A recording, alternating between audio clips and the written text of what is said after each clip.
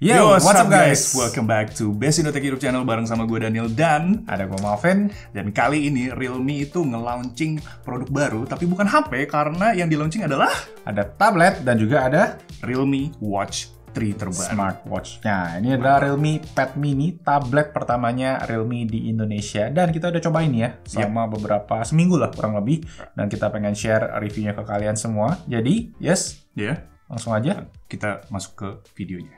Let's go.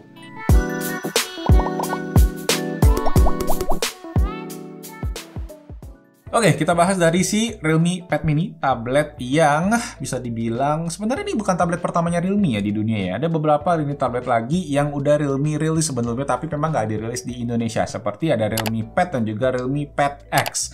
Jadi akhirnya ya ini adalah tablet pertama yang bisa dibilang tablet mini pertamanya mereka ya, yang dirilis juga akhirnya secara resmi di Indonesia. Ya bisa dibilang ini strategi yang menarik sih dari Realme karena memang pasar tablet yang mini, yang kecil kayak gini dengan harga yang terjangkau di Indonesia tuh pilihannya nggak gitu banyak lah.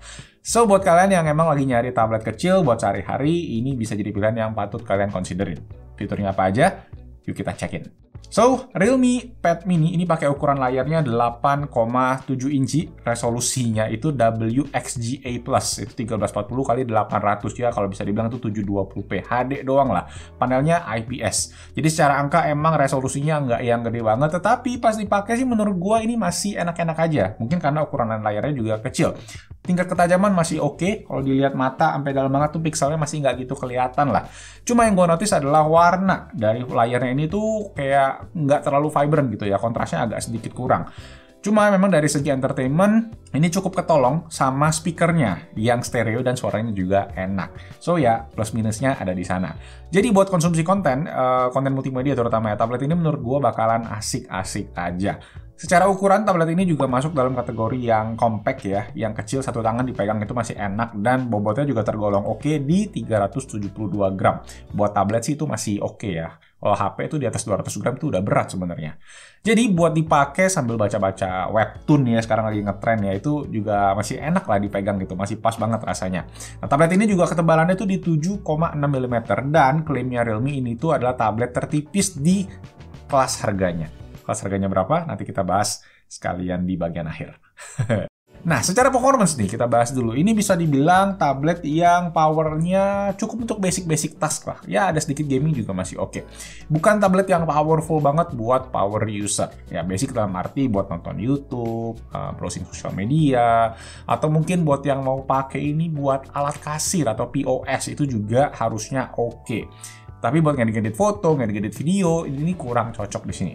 Chipsetnya dia pakai Unisoc T616 dengan varian yang kita tes ini RAM-nya 4GB dan storage 64GB. Ada varian yang lebih rendah, storage-nya 32. Yang menarik adalah tablet itu juga support dual SIM slot hybrid dengan koneksi 4G LTE, dan di hybrid slot SIM tadi itu juga kalian bisa pakai micro SD card up to 1TB. Jadi gede banget. Ini sebenarnya pertama kali juga gue cobain device dengan chipset UniSoC ya, Unisoc, dan ternyata experience-nya menurut gue cukup oke sih buat multitasking gitu, buat ya tadi baca-baca komik, webtoon sambil dengerin lagu Spotify itu multitaskingnya masih aman, perpindahan apps juga cukup gesit, nggak kerasa delay atau lag yang mengganggu banget. Nah pas diajak main game gitu ternyata ini juga masih capable loh guys, kayak main Mobile Legends itu bisa stabil di grafis high, main PUBG pun juga cukup stabil di settingan smooth high, terus main game yang baru yang kayak Valorant itu juga opasitas juga masih bisa. Jadi kalau kalian pengen gaming tipis-tipis gitu juga masih tergolong bisa lah, capable di Realme Pad Mini ini. Mungkin juga karena tadi layarnya yang resolusinya HD aja itu 800p, ini masih lumayan ngebantu performance-nya dan nggak ngebebanin chipset.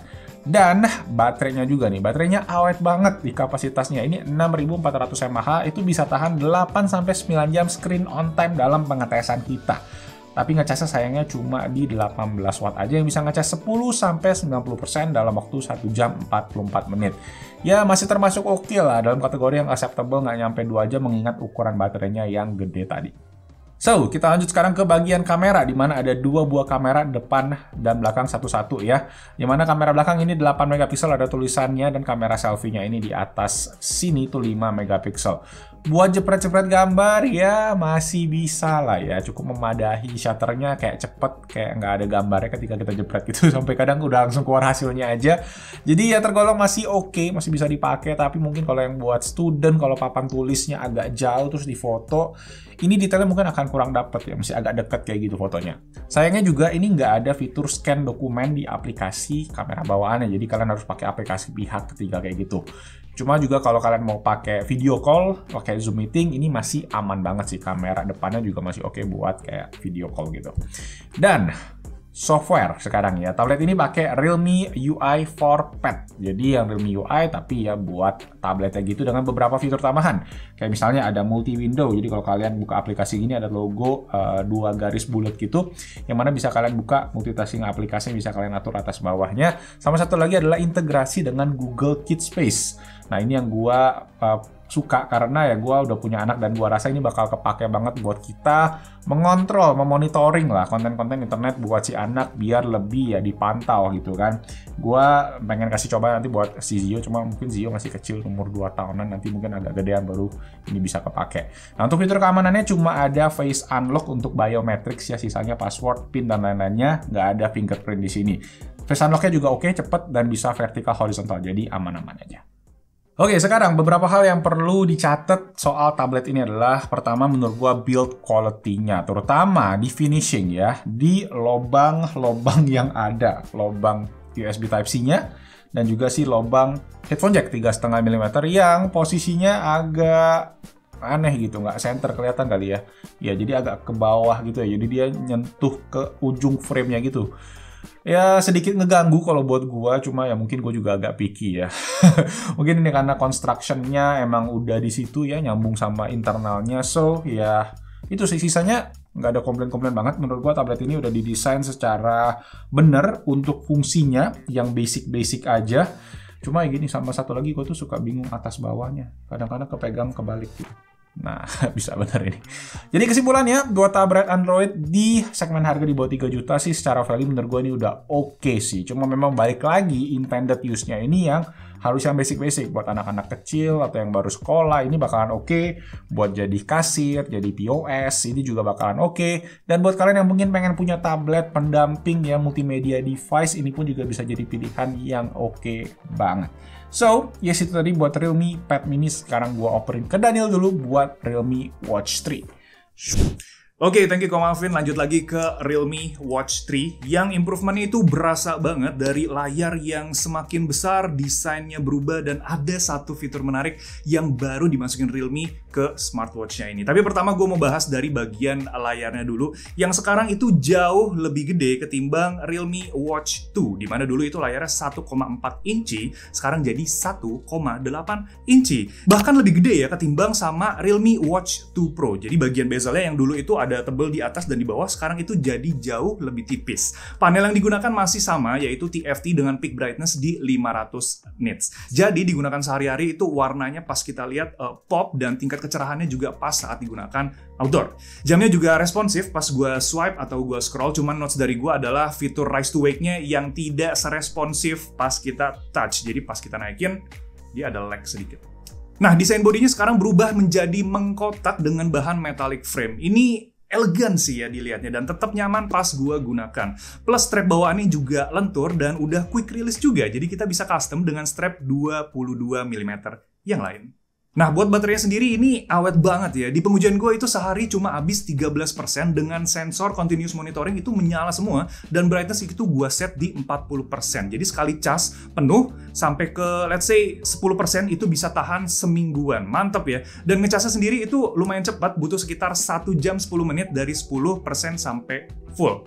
Nah, lanjut ke fitur barunya yang tadi gue sebutin di Realme Watch 3, yaitu ada Bluetooth call. Yes, sekarang kita bisa nelponan dari jamnya aja tanpa harus unlock HP. Dan yes juga, jamnya udah lengkap sama speaker plus mic yang tingkat volumenya itu lumayan keras buat jam sekecil ini. Jadi dengan fitur ini kita bisa lebih fleksibel aja buat nelpon pas lagi nggak pegang HP-nya. Misalkan lagi olahraga, lagi lari, itu HP dikantongin kan atau di taruh di samping sini, itu kita bisa angkat teleponnya dari jamnya aja. Cuman gue ada 2 notes buat fitur ini. Pertama adalah jarak jam itu nggak bisa jauh dari HP-nya saat kita melakukan panggilan. Kedua yaitu Bluetooth call belum bisa melakukan panggilan via WhatsApp atau app sejenis. Nah, speaker yang bisa digunakan itu bisa untuk playback lagu nggak bang? Sayangnya saat ini tidak, jadi hanya bisa digunakan untuk keperluan Bluetooth call aja. Untuk kualitas speakernya dan mic Realme Watch 3 kira-kira seperti ini. Halo, tes 1 2 1 2 tes Ki. Halo, Oke, Ki, lagi di mana Ki? Gue lagi ngetes nih, jam tangan baru. lagi makan. Enak banget. Gimana suara gue bagus nggak di situ? Bagus kok. Oke, mantap. Thank you Ki ya, cuma ngetes doang. Jangan lupa bayar utang lu. Oke, siap. Dadah. Fitur lain kayak continuous health monitoring, detak jantung, dan oksigen darah itu tetap ada. Plus sekarang ada 110 mode olahraga di Realme Watch 3. Banyak banget.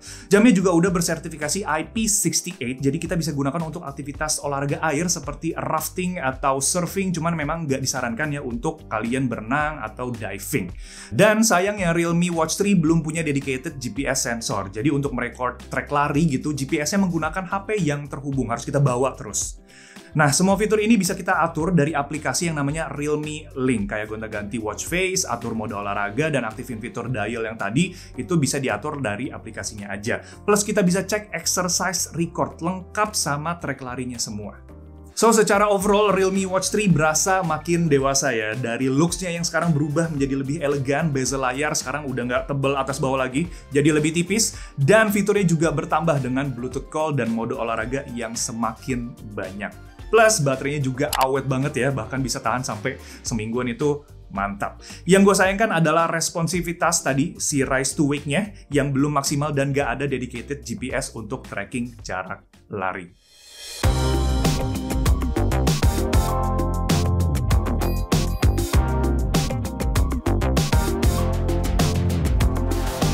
So, yes guys, ini tadi buat review dari Realme Pad Mini dan juga Realme Watch 3. gimana pendapat kalian soal kedua device ini, langsung aja tulis di kolom comment section di bawah. Dan jangan lupa juga buat like video ini kalau kalian suka, dan subscribe juga. Jangan lupa hidupin notification-nya dan share ke teman-teman kalian yang mungkin lagi nyariin si Tablet dan smartwatch. Karena pilihan yang menarik sih ya. Oke, segitu aja guys buat video kali ini. Semoga bermanfaat. Dan nama gue Malvin. Gue Daniel. Kita ketemu lagi di video selanjutnya. Thanks guys. Ciao. Kok jadi ngikutin teks guys? Iya. Kan biasanya kan Itu. plot twist ya. Plot twist. Bye.